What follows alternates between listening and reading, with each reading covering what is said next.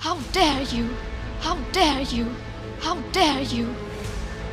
इस बार how dare you Miss Greta Thunberg, how dare you.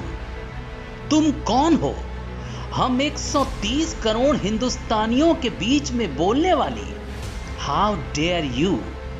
कौन हो तुम हमारे देश के किसानों को भड़काने वाली? How dare you. और ये किसके इशारों पर निशाना साध रही हो ग्रेटा? How dare you. ये कौन है तुम्हारे पीछे? ये जिस हम की बात कर रही हो वो कौन है?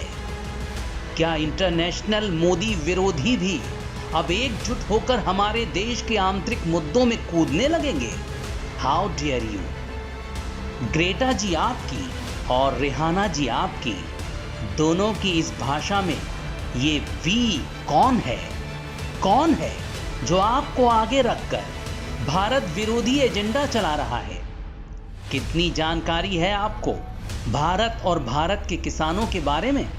भारत के किसानों के साथ 70 साल से हो रही वोट पॉलिटिक्स के बारे में?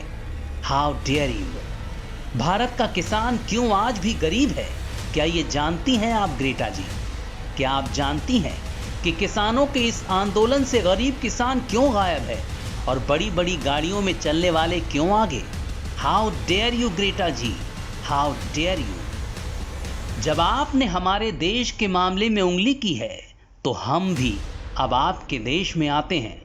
आप स्वीडन में रहती हैं। स्वीडन में तो कोई एमएसपी सिस्टम ही नहीं है।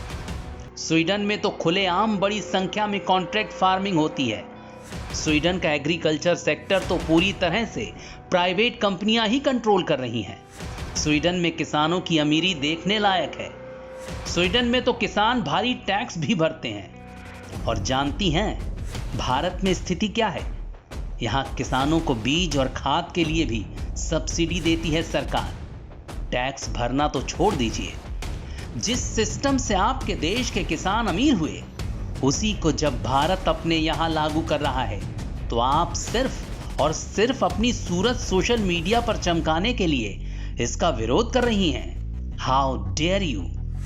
इन 3 किसान कानूनों के बारे में एक अक्षर भी जानती हैं आप, या सिर्फ इसलिए विरोध कर रही हैं कि ये सुधार हमारे प्रधानमंत्री मोदी ने किए हैं, या फिर इसलिए कि कहीं इन्हीं सुधारों के सहारे हमारे देश के गरीब किसान आपके देश के अमीर किसानों को पीछे न छोड़ दें? जो भी हो, ये हमारा अंदरूनी मामला है और आप कौन होती हैं हमारे देश के किसानों के बारे में अच्छा और बुरा बताने वाली? How dare you.